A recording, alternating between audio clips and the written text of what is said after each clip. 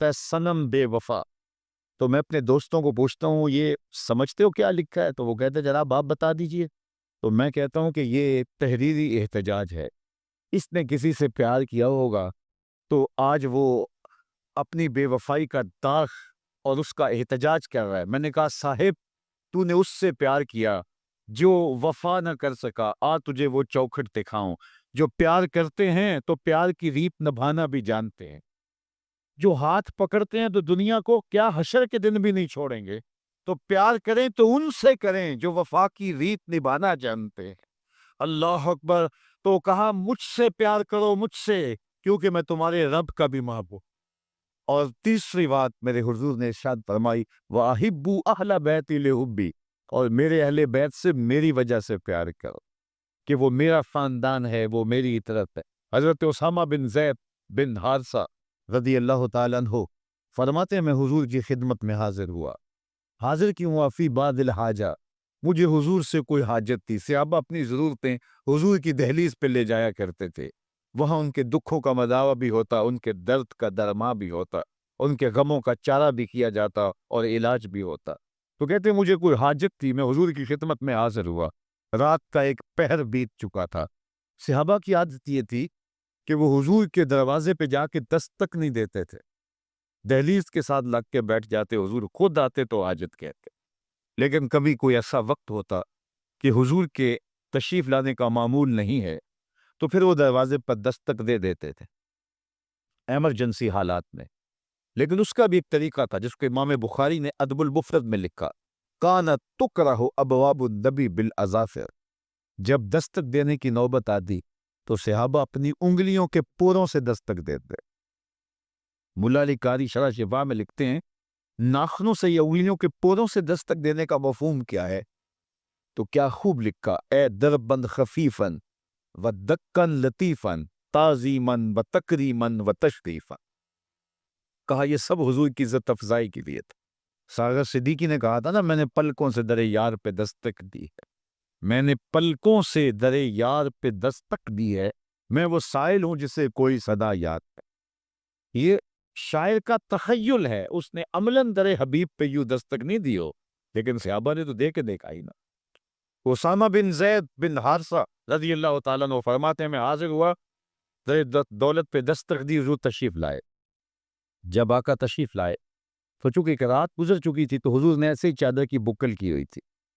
میری حاجت میرے کہنے پہ حضور نے پوری کر دی. لیکن میں نے ایک منظر دیکھا کہ حضور نے جب بکل ماری تھی تو اطراف میں ابھار تھے، پہلوؤں میں ابھار تھے. تو مجھ سے نہ رہا گیا، میں نے پوچھ لیا، میں نے کہا بندہ نواز یہ کیا؟ تو حضور نے کچھ بتلانے کی بجائے فکشفہ چادر ہی کھول دی.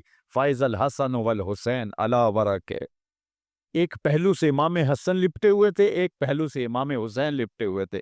فرمایا یہ میرے بیٹے ہیں، یہ میری بیٹی کے بیٹے ہیں. اے اللہ میں ان سے پیار کرتا ہوں، تو بھی ان سے پیار کر، جو ان سے پیار کرے اس سے بھی پیار کر.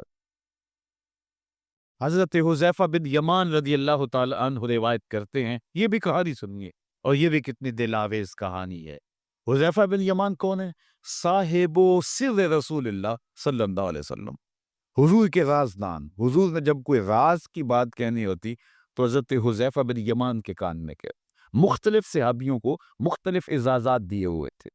ایک صحابی تھے جو حضور کہیں تشریف لے جاتے تو ساتھ چلتے، حضور جوڑے اتارتے تو حضور کے نالین اٹھا لیتے. انہیں کیا کہا گیا؟ صاحب النالین، حضور کے جوڑے اٹھانے والا. اللہ اکبر. کیا کہا تھا کسی نے کہ ان کے نالین کو پیوند لگانے والے کعبہ قوسین کی منزل کا پتہ دیتے. صاحب النالین. حضرت انس رضی اللہ تعالیٰ عنہ خادم رسول کے نام سے معروف ہے. اصلہ بن شریک رضی اللہ تعالیٰ عنہ یہ حضور کے ساتھ سفر کرتے اور جب کہیں حضور پڑاؤ فرماتے تو یہ اونٹنی کا کجاوا کھول دیتے اور جب دوبارہ عازم سفر ہوتے تو پھر دوبارہ کجاوا کس دیتے.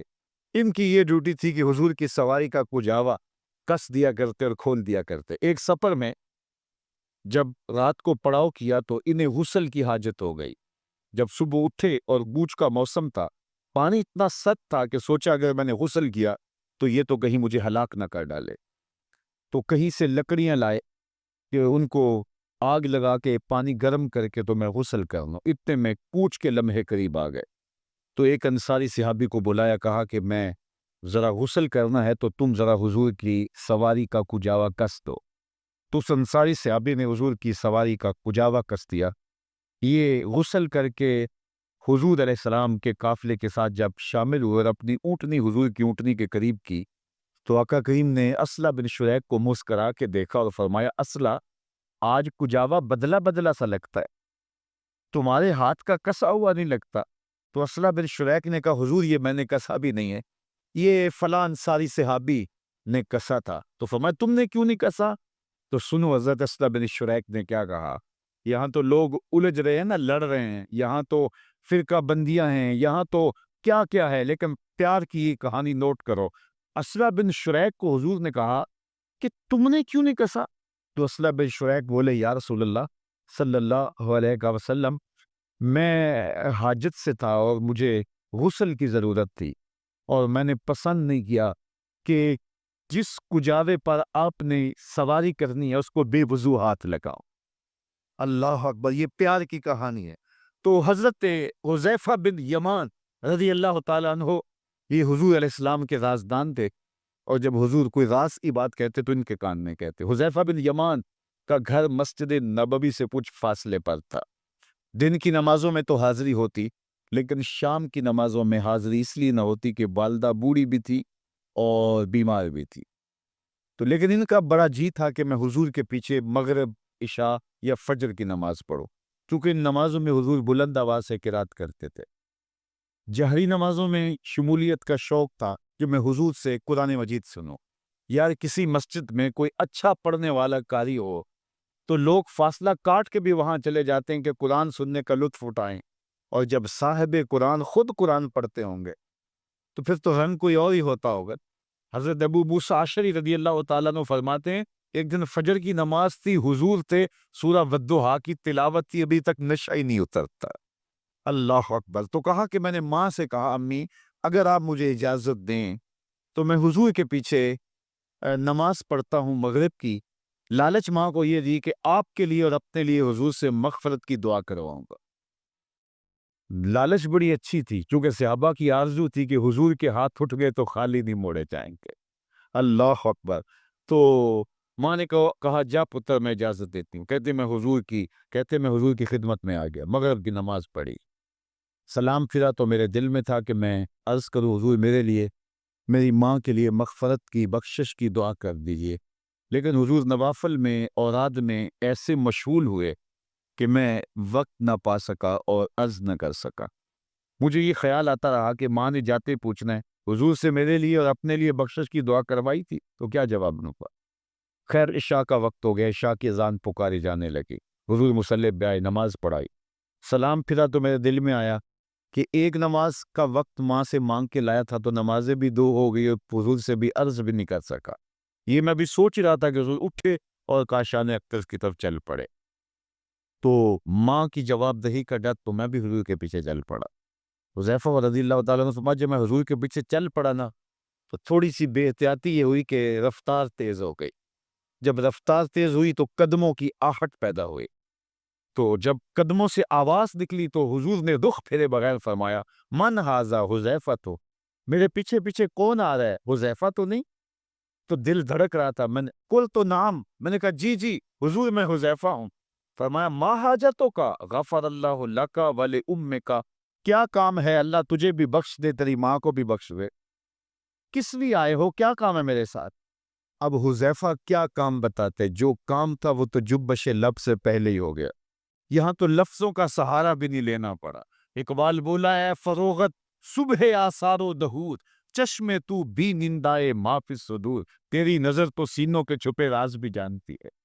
یہاں تو مدعا بھی نہیں کہنا پڑا، کہا ما حاجتوں کا غفر اللہ لک ول امک، اللہ تجھے بھی بخش دے تیری ماں کو بھی بخش دے، کیا کام ہے؟ اب کام جو تھا وہ تو ہو گیا۔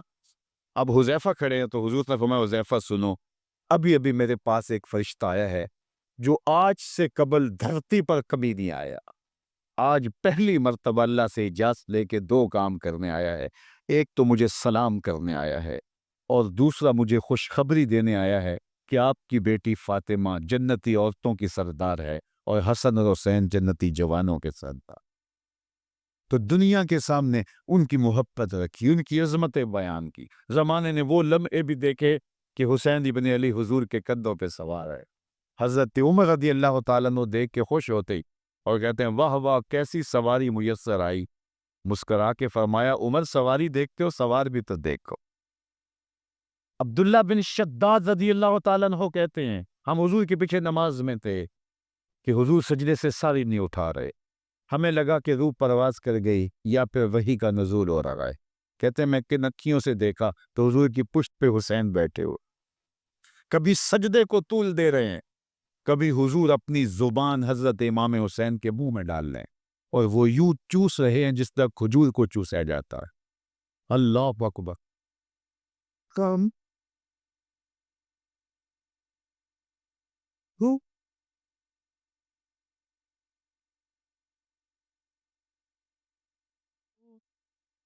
نام بھج مسیح وڑیا نہ تسبا.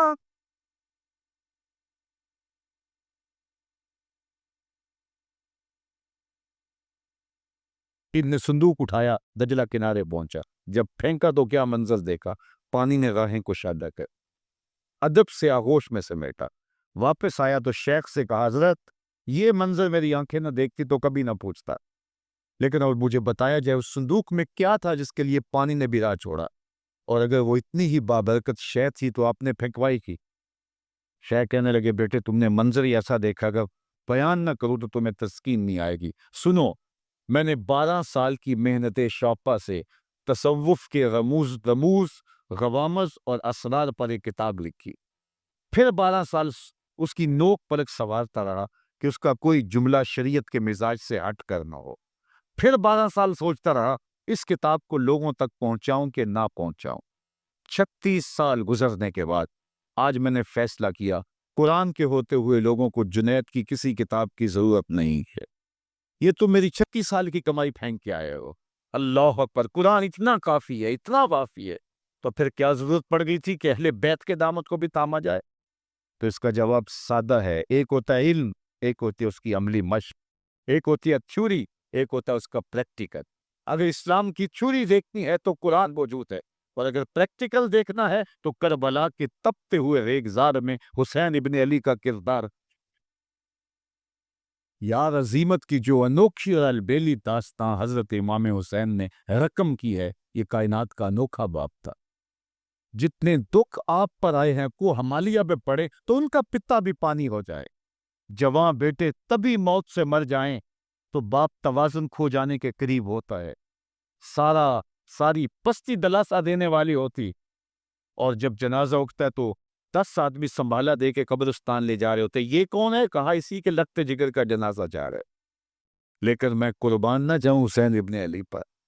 18 سال کے بیٹے کی لاش کندھوں پہ اٹھا کے خیموں تک لاتے ہیں اور لاش رکھتے ہوئے کیا کہتے ہیں؟ اے اللہ حسین کی یہ قربانی قبول کر. کبھی 6 ماہ کا علی اصغر ہاتھ میں اٹھایا ہے اور فرات کنارے کھڑے ہیں، اشکیا سے پکار کے کہتے ہیں تمہاری لڑائی تو میرے ساتھ ہے، اس 6 ماہ کے بچے نے کیا بگاڑا ہے تمہارا. چلو بھر کے اس کا حلق تر کرنے لگتے ہیں کہ 2 شاخہ تیر آ کے گلا کاٹ دے پر. خون بہنے لگتا ہے، گردن لٹک جاتی ہے، لیکن حسین پھر بھی آسمان کی طرف منہ کر کے کہتے ہیں مالک حسین کی یہ ننھی قربانی بھی قبول کرتے. یہ تماشا لب بام نہیں ہے، یہ حوصلہ ہے حسین ابن علی، جرأت ہے، عظیمت ہے. میں نے صبر کی ایک تعریف یہ بھی پڑھی ہے کہ صبر وہ ہوتا ہے جس میں معمولات عبادت قضا نہ ہو. صف اول میں نماز پڑھنے کی عادت تھی، گھر میں میت ہو گئی، لیکن صف اول میں ہی تکبیر اولا میں بھی کھڑا پایا گیا شخص صابر کہلائے گا. تہجد کا عادی تھا، آج بہت بڑا گھاٹا پڑ گیا، ساری کمائی فیکٹری کو آگ لگ گئی، ساری رات بے چینی سے نیند نہیں آئی، لیکن جب تہجد کا وقت تھا تو مصلے پہ کھڑا پایا گیا. صابر اسے کہتے ہیں جس کے معمولات عبادت قضا نہ ہو. اور اگر صبر کی یہی تعریف مان لی جائے تو پھر سنو 71 زخم کلیچے پہ. اور جب حضرت امام حسین گھوڑے کی زید سے فرش زمین پر آئے، کتنے بدن پہ تیر لگے ہیں. ایک تو خطیبانہ رنگ ہے، لیکن تحقیق اور جو ہے وہ محتاط اندازہ یہ ہے کہ آپ کا جب پیرہن اتارا گیا 122 سوراخ تیروں کے تھے، 33 زخم تلواروں کے اور 34 گاؤ نیزوں کے. اور اس حالت میں گھوڑے کی زین سے فرش زمین پر آئے، صابر ایسا کہ نماز کا وقت آیا سجدہ قضا نہیں ہونے دیا. یہ ہے صبر کی انتہا. پیشانی سجدے میں رکھی، اللہم رضن بقضائک و صبرن علی بلائک تسلیما لامرک سبحان ربی الاعلی. مالک ہر دکھ پہ راضی، ہر تکلیف پہ صبر کیا، تیری رضا پہ، تیری تقسیم پہ راضی، جو اذیتیں پہنچی ان پہ راضی. مالک سب کچھ لٹا کے حسین تیرے پہ راضی ہے. تو بتا تو بھی حسین پہ راضی ہوا ہے کہ نہیں ہوا؟ آواز آ رہی ہے اس پیاسے پر علی شیر خدا کو ناز ہے، اس نواسے پر محمد مصطفیٰ کو ناز ہے. اوروں نے بھی سجدے کیے پر اس کا عجب انداز ہے، اس نے وہ سجدہ کیا جس پر خدا کو ناز. دست قاتل نے سر حسین تب کاٹا جب وہ سجدے میں جھکا ہوا تھا.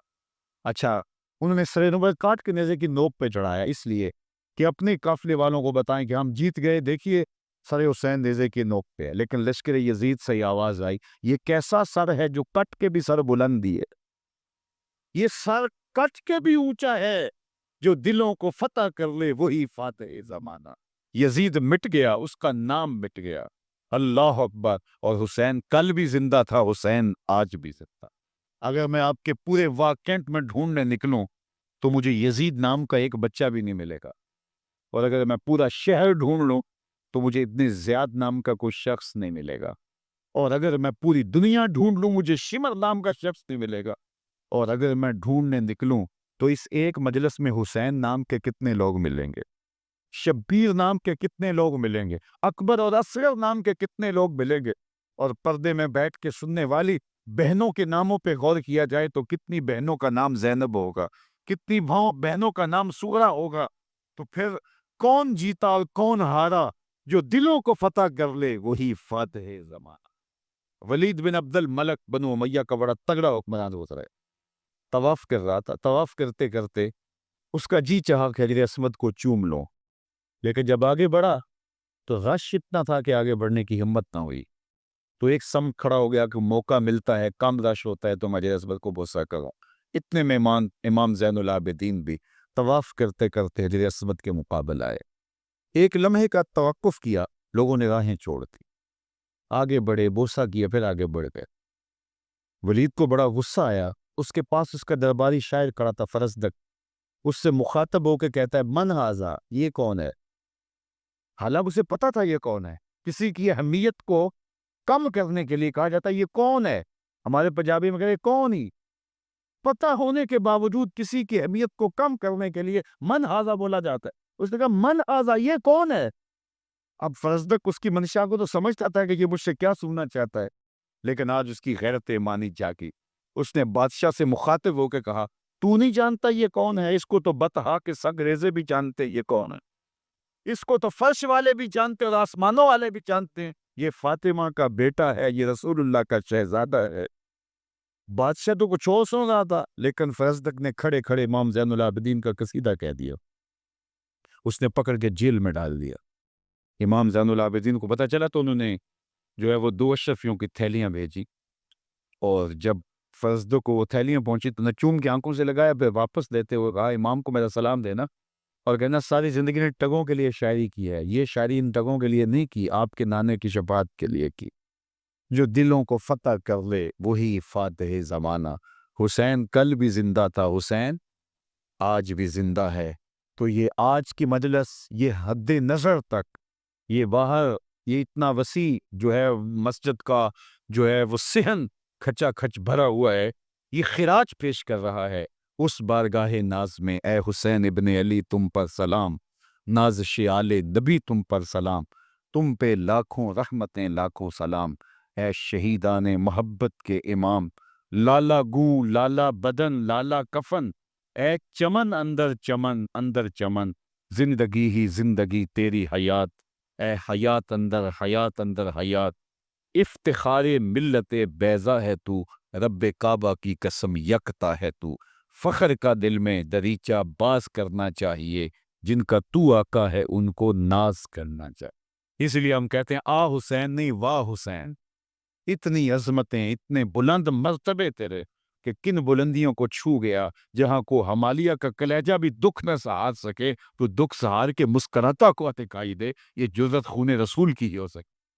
تو حضرت امام حسین رضی اللہ تعالی عنہ کہ حضور عقیدت کا خراج اور محبتوں کا نذرانہ پیش کرنے والوں، آؤ دیکھو حضرت امام حسین رضی اللہ تعالیٰ عنہ کے کردار کی جھلک ہمارے اندر موجود ہے۔ اگر موجود ہے تو پھر اللہ کا شکر ادا کریں، لیکن اگر ہمارے لچن اور کرتوتیں اور کام سارے یزید والے ہوں تو پھر کس طرح ہم حسین ابن علی کا منہ پہ نام لاتے؟